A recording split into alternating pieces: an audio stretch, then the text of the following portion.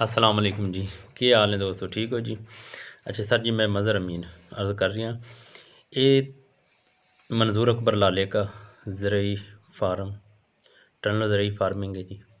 ਅੱਜ ਦਾ ਦਿਖਾਉਣ ਦਾ ਮਕਸਦ ਹੈ, ਇਸ ਤੋਂ ਪਹਿਲੇ ਜਿਹੜਾ ਤੁਹਾਨੂੰ ਮੈਂ ਇਸ ਵੀਡੀਓ 'ਚ ਪਹਿਲੇ ਵਿਖਾਇਆ ਸੀ, ਪਨੀਰੀ ਨੂੰ ਫੰਜੀਸਾਈਡ ਲਾਉਣ ਵਾਸਤੇ ਲਾਈ ਔਰ ਫਿਰ ਉਹਦੀ ਮੁੰਤਕਿਲੀ, ਜ਼ਮੀਨ ਦੀ ਤਿਆਰੀ, ਜ਼ਮੀਨ ਦੀ ਖੇੜਾਂ ਕੱਢਣੀ, ਖੇੜਾਂ ਨਿਕਾਲਣਾ, ਫਿਰ ਛਾਪਰ, ਉਸ ਤੋਂ ਬਾਅਦ ਇਹ ਸੁਰਾਖ ਨਿਕਾਲਣੇ।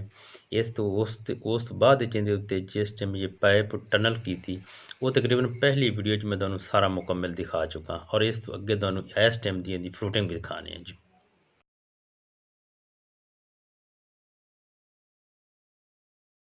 जी सर, मंजूर अकबर लाले का ਤਾਂ ਮੈਨੇਜਰ ਸਾਹਿਬ ਸੀ ਜਿਹੜਾ ਫਸਲ ਦੀ ਨਿਗਰਾਨੀ ਕਰਦੇ ਸੀ। ਇਹਨਾਂ ਕੋਲੋਂ ਪੁੱਛ ਰਹੇ ਹਾਂ ਸੀ ਕਿ ਇਹਨਾਂ ਨੇ ਇਸ ਵਕਤ ਇਹ ਫਰੂਟਿੰਗ ਜਿਹੜੀ ਹੈ ਸੀ, ਫਰੂਟਿੰਗ ਦੇ ਮਾਮਲੇ ਤੇ ਔਰ ਇਹਨਾਂ ਦਵਾਈ ਪਾਈ ਹੈ ਸੀ ਤਣੇ ਦੇ ਨਾਲ, ਯਾਨੀ ਕਿ ਪੌਦੇ ਦੇ ਬਿਲਕੁਲ ਮੁੱਢ ਦੇ ਨਾਲ ਕਰੀਬ ਕਰਤੇ। ਰੇਤਾ, ਥੀਮੇਟ, ਥਾਇਓਫਨੇਟ 150 ਗ੍ਰਾਮ ਥਾਇਓਫਨੇਟ ਔਰ 1 ਕਿਲੋ ਥੀਮੇਟ। हाँ जी, 1 किलो उन्होंने थीमट पाई सी, तो बाकी तकरीबन 13 तो 12 तुसी कुंडे गिन लो, बट्ठल गिन लो, लोहे का एक बर्तन है सी जिस नाल अपना, हाँ जी, यह देखो ये तने दे नाल रेता पाया उन्हें मिला के 12-13 बट्ठल नूं ना, लोहे का एक बर्तन होंदा उन्होंने पंजाबी जबान बट्ठल बोलने हैं सी। अच्छा जी, उनदे विच पा के कुंडा भी उन्होंने कोई बोलते सी, मुख्तलिफ चीज़ें कोई। हाँ जी, ये देखो ये फ्रूटिंग है, ये नाल मिर्च तोड़ रहे हैं, उनके मिक्स करके इहदे तने दे नाल पाई गई ताकि नमी भी खुश्क हो जाए और तने की बीमारी है रेता पाया रेता, ताकि नमी भी खुश्क हो जाए और तने की बीमारी भी इनू ना लगे, सिਉਂਕ ना लगे सी, कोई कीड़ा मकोड़ा इहदे तने नुकसान ना पहुँचावे।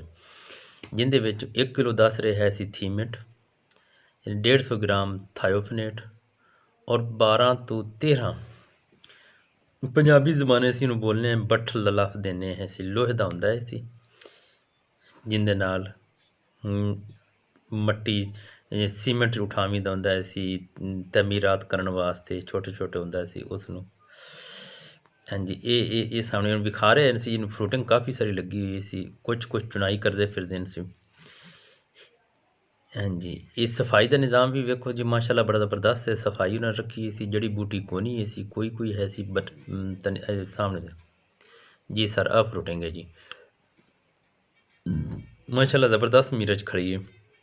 जड़ी मिर्च हुण इस टाइम इन्हूं फ्रूटिंग हो चुकी है और मिर्च इंदे पौधे के साथ खड़ी है ना, तकरीबन 5-6 तरीक नूं इहदी चुनाई हो जासी। उम्मीद है इंशाअल्लाह इहदी 5-6 तरीक नूं चुनाई हो जासी ते तोको की जा सकती है सी 15-20 थैले, 15-20 थैले आसानी नाल इंशाअल्लाह ये उतर सकते हैं सी। बाकी उन्होंने दी जुबानी थोड़ा जिहा तुहानूं समझाने हैं सी किहड़ा जो कुछ उन्होंने। हाँ जी जी अकरम, ये तुसी कितने सालों तो ला रहे हैं? जी 5-6 साल तो ला रहे हैं। अच्छा, पहले एक और वैरायटी लाई सी, अच्छा, वो अच्छी सी लाहौर माल बेचते रहे। अच्छा लाहौर बेचते रहे लाहौर बेचते अच्छा, जिथे अगे माल लगा खड़ा ते अच्छा, ते कितने दिनों बाद चुनाई हो जाती है सी? इन्हें जी दो एक तो दूसरे दिन तीसरे दिन कितने थैले निकले आंदे हैं? कम 40 तो 50 थैले 60 थैले, थोड़ी उच्ची आवाज न दस्या सी। 60 थैले तक निकलती रही। 60 थैले तक है सी। हाँ जी। थैला कितने किलो दा हुंदा? थैला हुंदा 35-40 किलो। 35-40 किलो हो जाता हाँ थैला। अच्छा अच्छा, ठीक है महाराज सी। दा भी अच्छा है उसमें। ये है गोल्डन आर्ट है हाँ गोल्डन है। हाजी सन जाने दी। हाँ जी, ये जी अगे लांदे उस नो बेहतर है सी। बेहतर है। अच्छा दिखाई। अच्छा इंदा मतलब कुछ ऐसे इंदे टनल दे विच भी लेसो चुनाई? हाँ जी, टनल इंशाल्लाह 2 चुनाइयां लवांगे टनल। अच्छा, दो चुनाई टनल च ले लेसो इंशाल्लाह। ते थोड़े अखरा जाते हैं जी पूरे हो जाते? हाँ जी, ज्यादा अखरा जाते आधे खर्चे पूरे कर जाएंगे। अच्छा अच्छा, ठीक है सी, खर्चे पूरे कर जाएगी। ते आ हुण तुसी तोड़दे फिरदे ने नाल नाल पौधे सारा नाल ही असी विखाओ ना पौधे किस हिसाब नाल लगा खड़ा सी। आ पौधे खावे माशाल्लाह इंदे नाल तां बहुत ज्यादा फ्रूटिंग है सी। हाँ जी, आगे आयो भाई। अच्छा अच्छा, अद्दे खड़ी सी मिर्च तो लंबी लगी खड़ी सी। हाँ जी हाँ जी हाँ जी, आ मिर्च बड़ी लंबी लगी माशाल्लाह जी। ये देखो जी। हाँ जी हाँ जी, ठीक है। मिर्च अच्छा अच्छा, इनू कितने दिन हो गए पानी लगे नु इस टाइम? पानी लगे जी कम से कम 15 तो 20 दिन हो गए। ਤੇ ਡੀਏਪੀ ਕਿੰਨੀ ਲੱਗ ਗਈ ਇਸ ਟਾਈਮ? ਡੀਏਪੀ ਦੀ 2 ਥੈਲੇ 2 ਥੈਲੇ? ਜੀ ਅੱਛਾ ਅੱਛਾ, ਯੂਰੀਆ ਨਹੀਂ ਲੱਗੀ? ਨਹੀਂ ਜੀ, ਯੂਰੀਆ ਦਾ ਥੈਲਾ ਅੱਧਾ ਥੈਲਾ ਸੀ। ਜੀ ਠੀਕ ਹੈ ਜੀ। ਯੂਰੀਆ ਦਾ ਥੈਲਾ ਹੈ, ਡੀਏਪੀ 2 ਥੈਲੇ ਹੈ। ਅੱਛਾ, ਰਾਜ ਬਹੁਤ ਲੱਗ ਰਹੀ ਹੈ ਜੀ। ਉਸ ਸਾਈਡ ਦੇ ਵਿੱਚ ਹਲ ਵਾਹ ਰਿਹਾ ਸੀ, ਤੋ ਚਲਦੇ ਵਿਖਾਓ ਸਾਨੂੰ ਆ ਕਿਵੇਂ ਜਾਓ ਸੀ ਜੀ, ਤੁਹਾਨੂੰ ਹੁਣ ਹਲਾਂ ਵਾਲੇ ਤੇ ਲੈ ਚਲੀਏ। ਜੀ।